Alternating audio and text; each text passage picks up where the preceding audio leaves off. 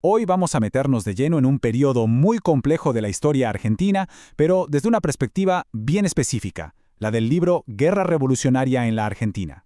Su autor, el general Díaz Besone, plantea que lo que se vivió no fue una simple época de agitación, sino un verdadero conflicto que marcó al país. Y justo de ese argumento vamos a hablar.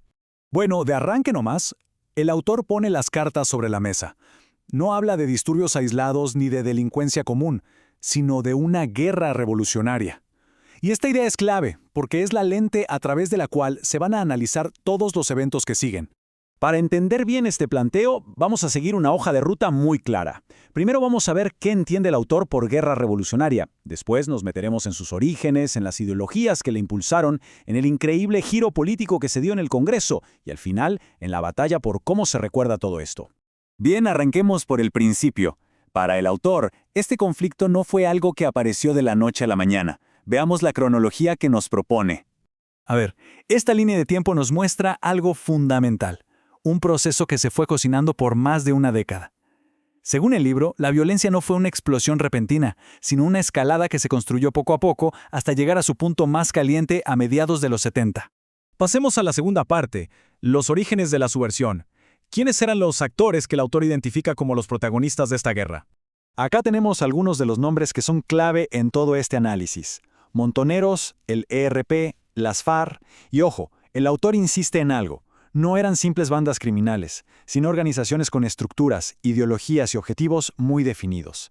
Y acá el libro hace una afirmación, la verdad, muy contundente sobre la capacidad de estos grupos. El prólogo destaca que los ataques a cuarteles militares, como los de Azul o Formosa, representaban un nivel de desafío al Estado que, según se argumenta, no tenía comparación con los grupos armados europeos de la época. Y acá llegamos a un punto que es crucial en el análisis. La narrativa que se presenta va en contra de la idea de que la guerrilla fue solo una reacción al gobierno militar del 66.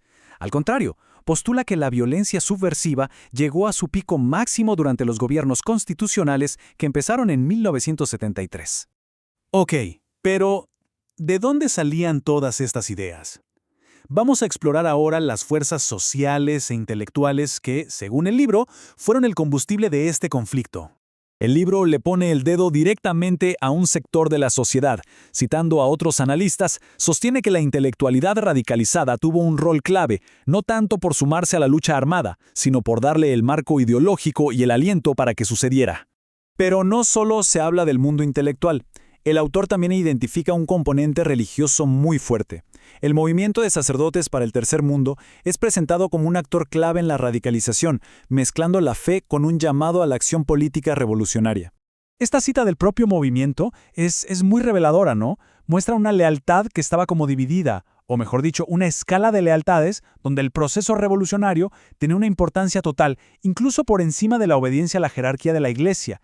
Y ahora nos vamos al terreno político donde el autor describe un giro legislativo que es realmente dramático. Fíjense en este contraste. Es increíble.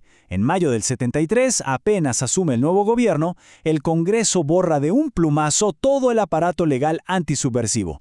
Menos de un año después, en enero del 74, ese mismo Congreso estaba debatiendo cómo volver a ponerlo en pie.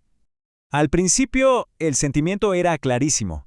El senador Martiarena se refiere a la Cámara Federal en lo penal, que era el tribunal que juzgaba a los guerrilleros, como la Cámara del Terror, y pide que se la elimine por completo. Y el senador de la Rúa va por la misma línea. Había un consenso político muy claro en el 73, la pacificación se iba a lograr con una amnistía amplia y generosa, haciendo borrón y cuenta nueva. Y de repente, el giro radical. Apenas 8 meses después, el discurso es otro, completamente distinto. El diputado Porto pone el acento en la obligación del Estado de defender a la sociedad. Un volantazo de 180 grados en el discurso del Congreso. El diputado Monsalve lo dice con todas las letras, sin vueltas.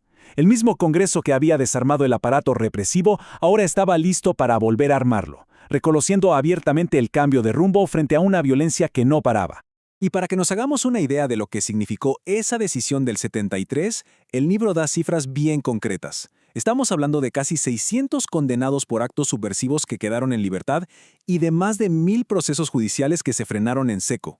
Y con esto llegamos a la última parte, el análisis que hace el autor sobre qué pasó después y sobre todo la batalla por contar esta historia. Acá está la tesis final del libro, y es una idea fuerte. La derrota militar no fue el fin de la lucha ideológica. Según el autor, el conflicto simplemente cambió de escenario. Se trasladó al plano de la política y de la narrativa histórica. Claro, el prólogo presenta al libro casi como una contrahistoria. La intención declarada es usar las propias publicaciones y documentos de las organizaciones guerrilleras para contar la historia desde una perspectiva distinta a la que, según se argumenta, se estaba construyendo desde afuera. Esta imagen de los últimos días del gobierno constitucional habla por sí sola. En pleno Senado, un legislador ya advertía sobre un vacío de poder que era inminente. Las propias instituciones estaban reflejando la profundidad de la crisis a poquísimos días del golpe de Estado. Y toda la metodología del libro, esto de basarse en los propios documentos del adversario, nos deja con esta pregunta de fondo, ¿no? ¿Cómo decidimos qué fuentes son las que cuentan la historia? La elección de esas fuentes, al final, es lo que termina moldeando la verdad que como sociedad elegimos recordar.